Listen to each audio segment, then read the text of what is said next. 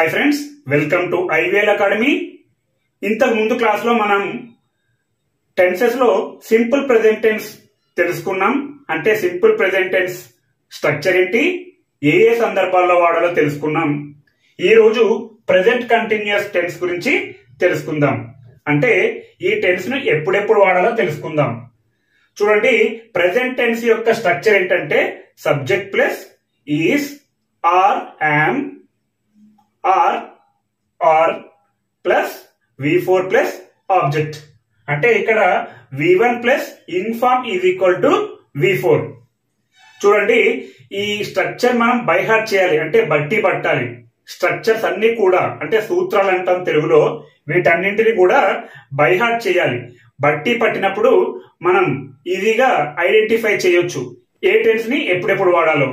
ఈ present continuous tense ని ఎప్పుడు వాడాలంటే ప్రస్తుతం జరుగుతున్న పరిస్థితులను చెప్పేటప్పుడు ప్రెజెంట్ కంటిన్యూస్ టెన్స్ ని వాడుతుండాలి. ఉదాహరణకు, నేను ఒక పాఠం చెబుతున్నాను. I am teaching A lesson. చూడండి, ఐ పక్కన యామ్ అనే హెల్పింగ్ వర్బ్ ఉంది. అలాగే టీచింగ్ అనేది V1 ప్లస్ ఇన్ఫార్మ్ లేదా V4 ప్లస్ ఆబ్జెక్ట్ ఏ లెసన్. ఇది స్ట్రక్చర్ కి, ప్రతి ఒక్క స్ట్రక్చర్ ని గుర్తు పెట్టుకోవాలి. మీరు ఒక పాఠాన్ని వింటున్నారు. You are listening a lesson. అంటే చూడండి, ఇక్కడ సబ్జెక్ట్ అనేది యు, అదే విధంగా ఆర్ అనేది హెల్పింగ్ వర్బ్, లిజనింగ్ అనేది V1 ప్లస్ ఇన్ఫార్మ్ అంటే V4 ప్లస్ ఆబ్జెక్ట్. ప్రతి స్ట్రక్చర్ లోని ఇన్ఫార్మ్ ఉండాలి. ప్రెజెంట్ కంటిన్యూస్ టెన్స్ అంటే ప్రస్తుతం జరుగుతున్న పనులు. ఇక్కడ చూడండి, నేను రాయడం జరిగింది హ్యాపెనింగ్ నౌ, అంటే ప్రస్తుతం జరుగుతూ ఉన్నటువంటి పనులు. నేను టీవీ చూస్తున్నాను. I am watching a TV. వారు ఇంటికి వెళ్తున్నారు. They are going home. చూడండి, ఐ వచ్చినప్పుడు యామ్ అనే హెల్పింగ్ వర్బ్ వస్తుంది. అలాగే ప్లూరల్ వచ్చినప్పుడు, అంటే బహువచనం వచ్చినప్పుడు వి లేదా యు లేదా దే అనే సబ్జెక్ట్ వచ్చినప్పుడు మనం ఆర్ అనే హెల్పింగ్ వర్బ్ రాయాల్సి ఉంటుంది. అలాగే సింగులర్ వచ్చినప్పుడు హీ, షీ, ఇట్ వచ్చినప్పుడు మనం ఈస్ అనే హెల్పింగ్ వర్బ్ రాయాల్సి ఉంటుంది. ఇది గుర్తు పెట్టుకోవాలి. నేను మధ్య మధ్యలో షార్ట్స్ కూడా చేస్తున్నాను, వాటిని గమనించండి.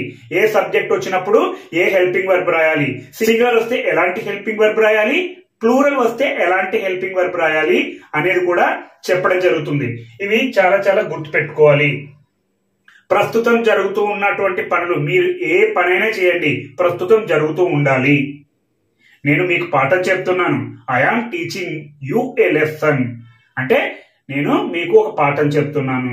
అలాగే చూడండి, డెఫినెట్ ఫ్యూచర్ ప్లాన్, అంటే మనం ఒక పకడ్బందీగా వేసుకున్న ప్రణాళికను కూడా ప్రెజెంట్ కంటిన్యూస్ లోనే చెప్పాలి. ఇది చాలా మందికి తెలియకపోవచ్చు, తెలియని వాళ్ళు తెలుసుకోండి.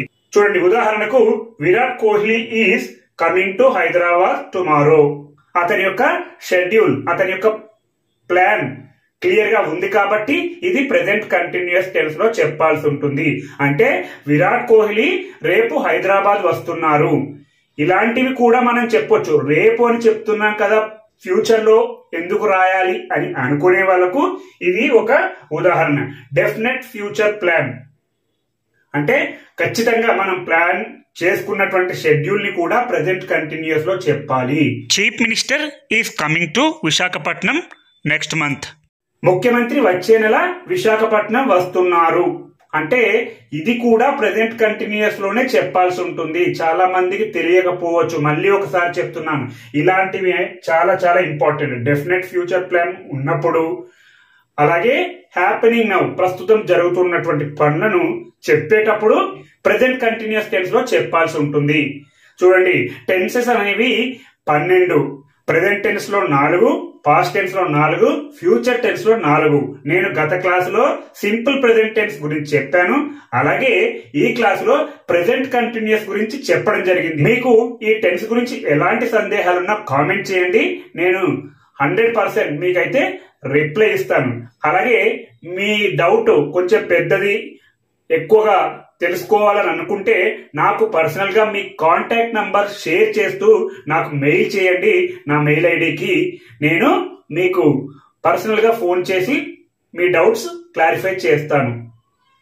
మీకు ఈ వీడియో కనుక నచ్చితే లైక్ చేయండి, షేర్ చేయండి మరియు సబ్స్క్రైబ్ చేయండి. Thank you.